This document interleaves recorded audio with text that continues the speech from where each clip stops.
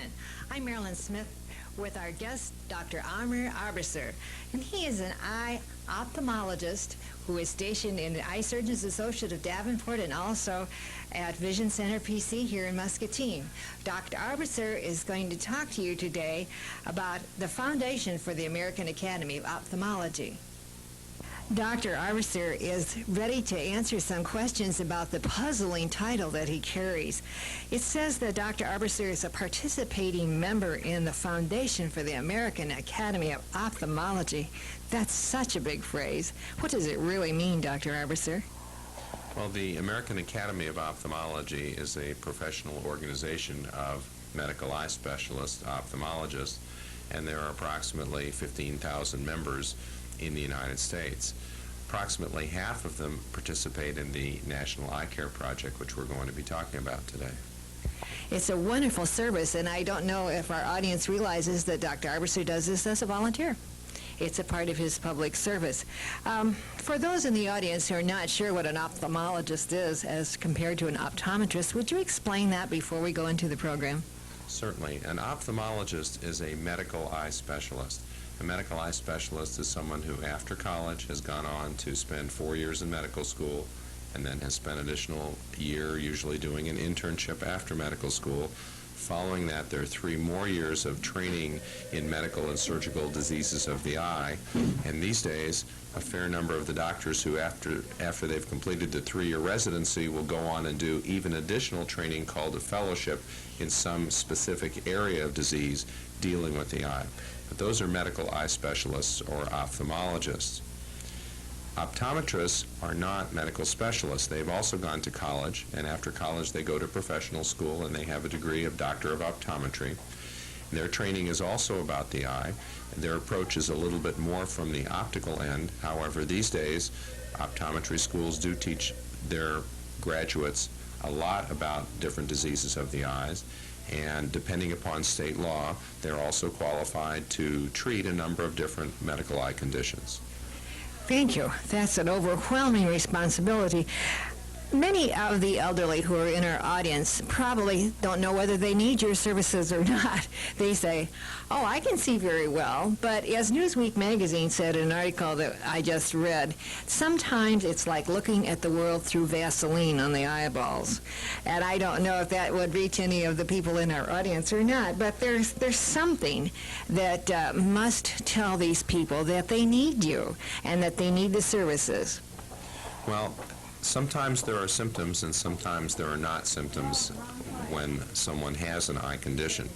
It's important to realize that the nerves in the eye are seeing nerves, and most of the message that is carried to the brain from the eye is a message of light and of form vision, or a picture of the world. That picture may or may not be affected by a variety of different conditions. For example, when someone can see well on an eye chart, they might have a disease called glaucoma. Glaucoma is a disease where pressure in the eye damages the seeing nerves and back, but it begins by damaging the nerves of the side vision. So the straight ahead center vision is not affected until quite late in the disease.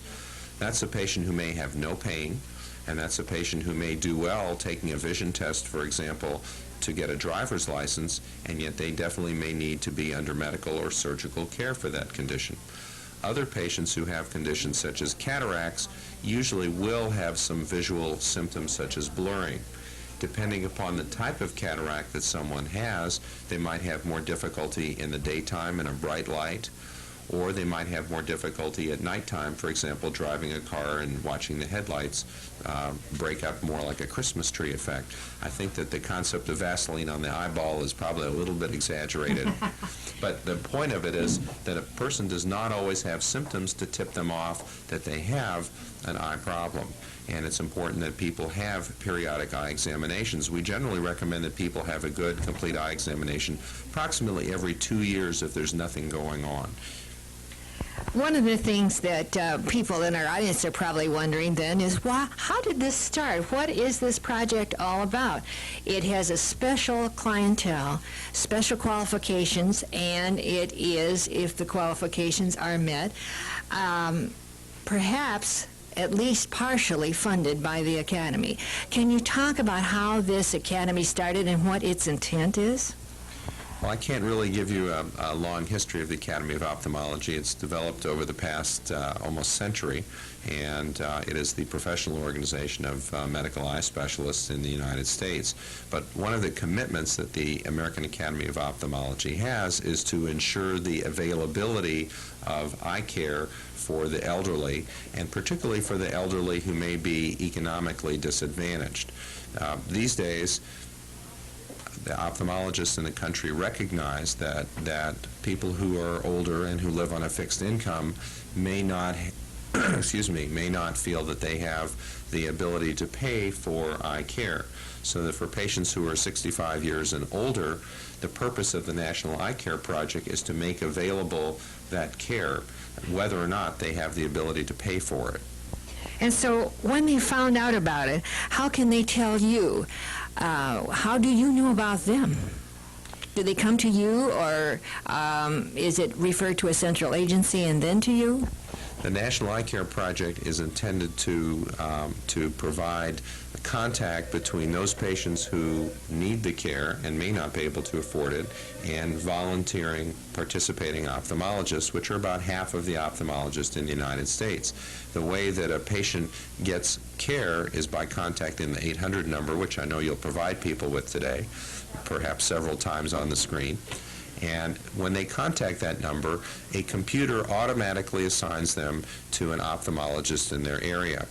By participating in the program, the patients accept the fact that they will be given to a doctor in their area on a rotating basis. Here in Muscatine, there are 3 ophthalmologists who participate in the National Eye Care Project, and on a rotating basis, a patient who calls that number would be assigned to one of those 3 doctors. Let's insert that number right now. If you have a pencil and paper handy, we'll tell you several times, but if you do have one handy right now, let's tell you that number. There is a helpline. If you have vision problems, and if you're over 65 and you have a financial problem also, call the helpline. The helpline number is 1-800-222 3937.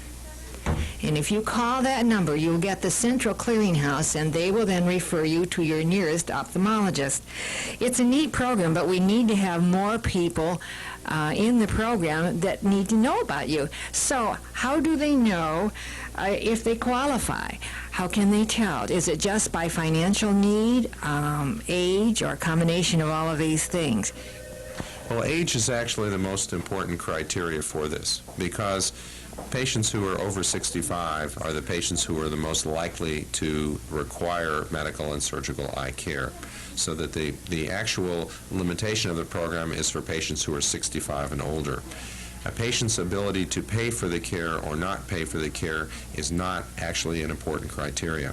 The doctors who participate agree to not bill patients for the services that they provide, for the medical services that they provide, and in case the patient does happen to have insurance, for example, Medicare, the participating ophthalmologists agree to accept that as the entire reimbursement. They do not bill the patients for the difference.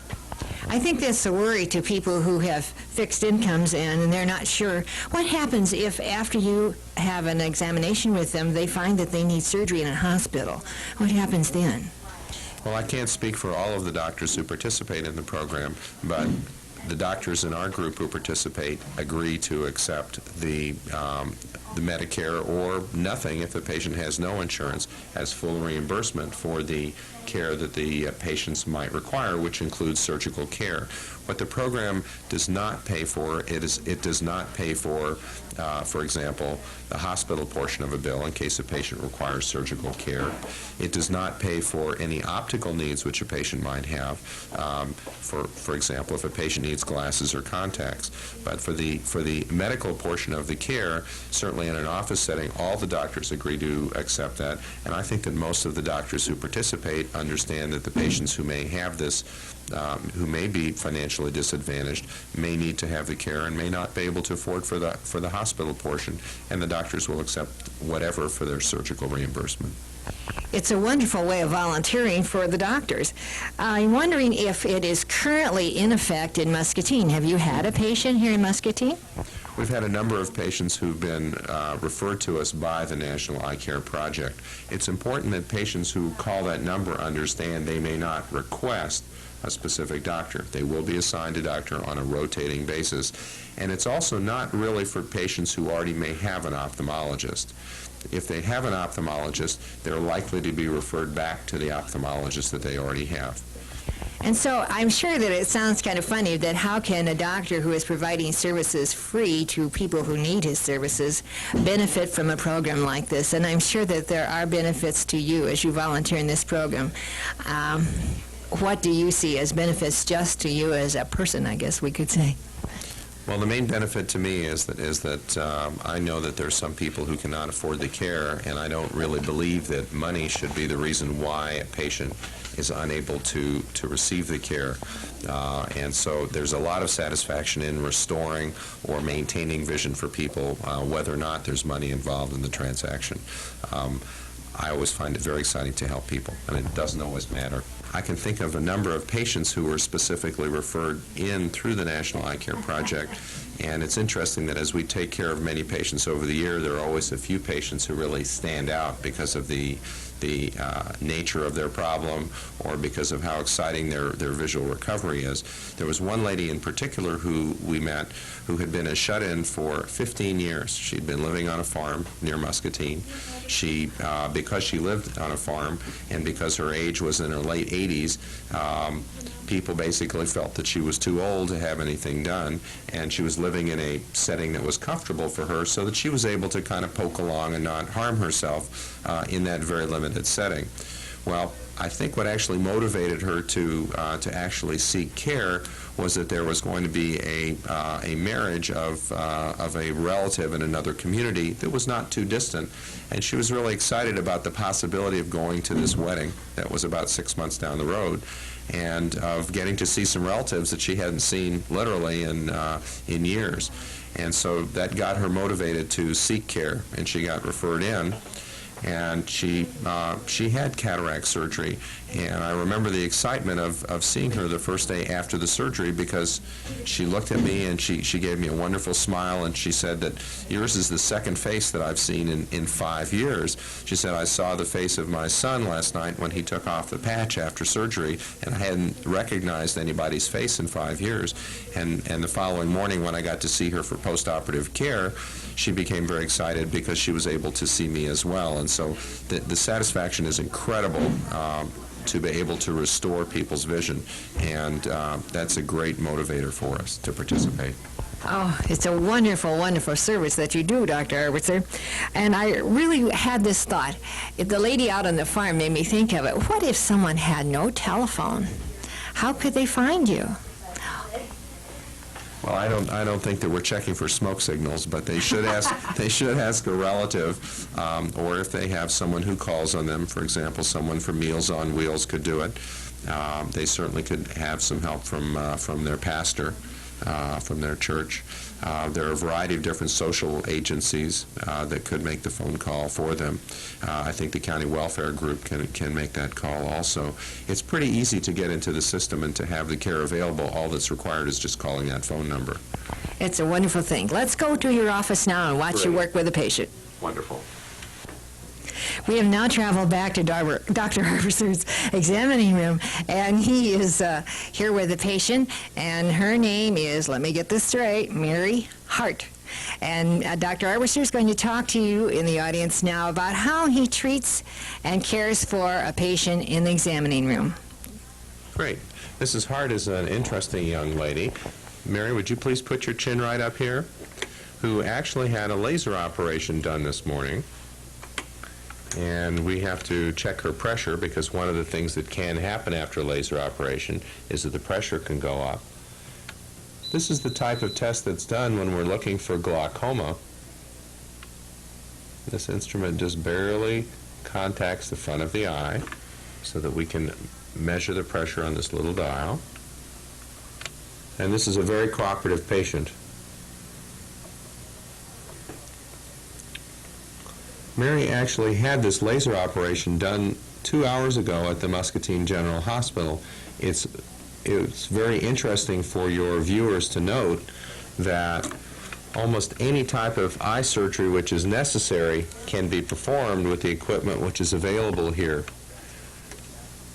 There are 2 types of eye lasers at Muscatine Hospital, and one is the argon blue-green, which has classically been used to treat retinal diseases such as diabetes. That also is useful in treating certain kinds of glaucoma, disease where the pressure is high in the eye. The other laser which is available at the hospital is called a YAG laser. This is used to open up the bag of a cataract, usually 3 months or later after cataract surgery. The bag of the cataract can cloud up after a cataract operation is performed. Look up, please. Look down. And the YAG laser is an excellent instrument to be used.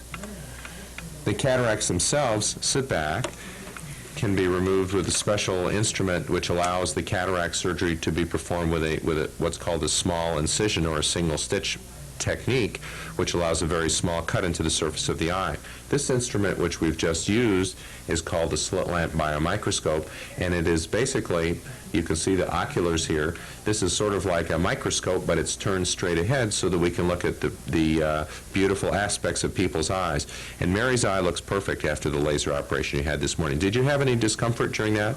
Just slight, very slight discomfort. And there's a little bit of blurriness right now from the yes. ointment that was used on the surface of your eye, but it was something which was done with you wide awake, and you're probably, if you haven't had a snack, you're going to go out and go on about the rest of your business as usual today, aren't you? Yes, I'm going to try to. Wonderful.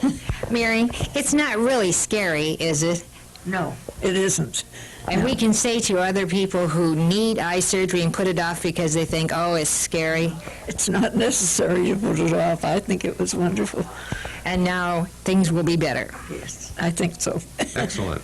Thank you. You bet. It's time to say goodbye to Dr. Arbisser now as we leave his examining area, and we are so delighted to make your acquaintance, and it's been fun visiting with you. I hope that the seasoned citizens in our audience know that having your eyes cared for is not scary, and that you can do it for them, and they can come here with great ease. Well, it's a pleasure getting to visit with you this morning, and it's also it's really my honor to help your seasoned citizens in the community know that this type of program is available, so that there really is no reason for those over 65 not to have access to care. That's right.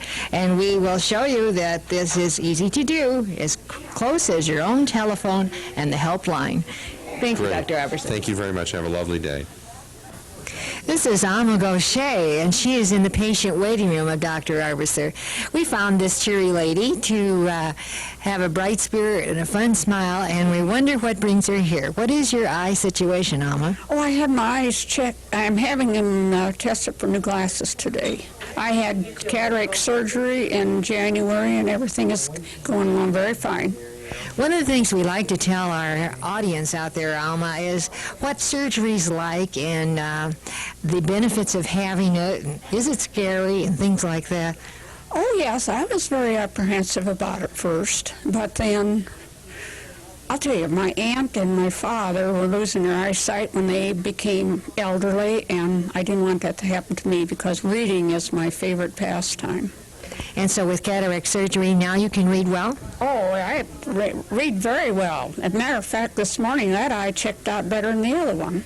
That's wonderful. And so this is where you wait in this cheery place, and you see an excellent, excellent doctor in Dr. Arbisser. And I know you're glad to have him for your doctor. I certainly am. And we can recommend surgery. Don't wait. Wouldn't you agree to that? I agree. When he says have it, go Do to it. it. Thank you, Alma. It's fun to visit with you. Yeah, thank you. We have begun in our travels at the main desk, seeing what happens when a seasoned citizen comes to the clinic needing eye care for the National Eye Care Project. We are now in examining room number 9, and although I'm not a wheelchair-bound person, I am Marilyn Smith, and I'd like to introduce to you Dr. David Dick. And Dr. Dick, this is number 9 room, and it's a very special room, and it is excellent for people who need help with wheelchairs or have a physical disability. Would you like to talk about this room? Yes, thank you, Marilyn. Prior to having this room available, we were aware that many people who were wheelchair-bound found it very uncomfortable to have their eyes examined or to go to other health professionals that required them to be moved from their wheelchair into a hydraulic chair because of the inconvenience of making the move.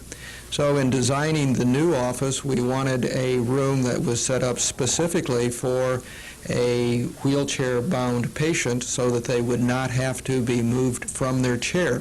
In this particular room, you'll notice that although we have a stand with instruments mounted on it in place of a hydraulic chair that normally moves up and down, we have a wheelchair in place. The instruments on the stand to your left, Marilyn, are mounted so that they can be moved to your height right in the wheelchair rather than having the chair go up and down. Particularly on the microscope, we had to have a specially designed arm and microscope that would move into the front of the patient so that we could get a microscopic view of the eye.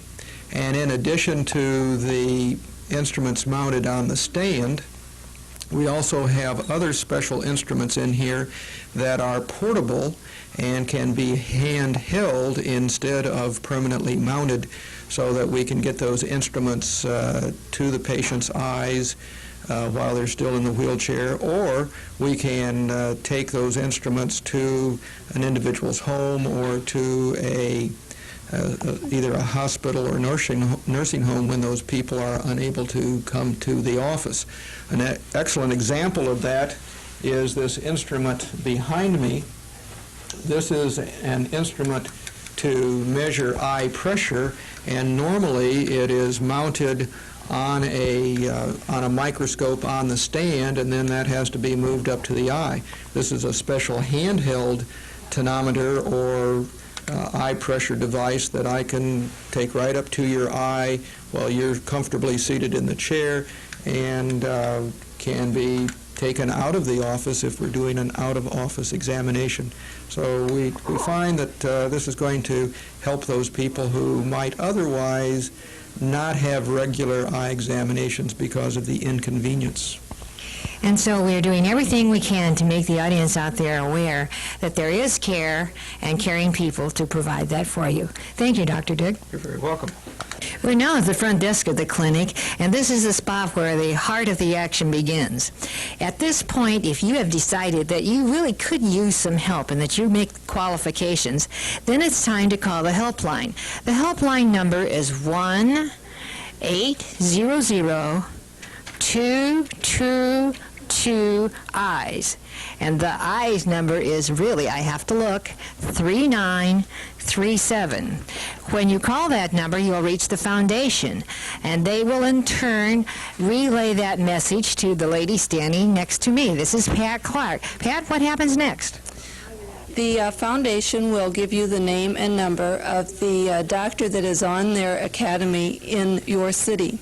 And in our case, they will give you Dr. Arbisser's name here at our clinic and the number. And they will ask you to call me and set up an appointment with him. And then they will send me their necessary forms to be filled out by Dr. Arbisser, which after the examination we will send back to the Eye Care Project. It's a wonderful, wonderful service by all of you. Thank you for taking part in this wonderful service. Assistance for persons with low vision will be explored in a follow-up program on eye care for the elderly, featuring Elizabeth Harris and her daughter Marilyn Jackson. They will illustrate techniques for coping with low vision in a home atmosphere. This is Marilyn Smith for Seasoned Citizens Present, reminding our viewers, if you find that you need help for your eyes, the helpline number is as near as your nearest telephone. 1-800-222-3937.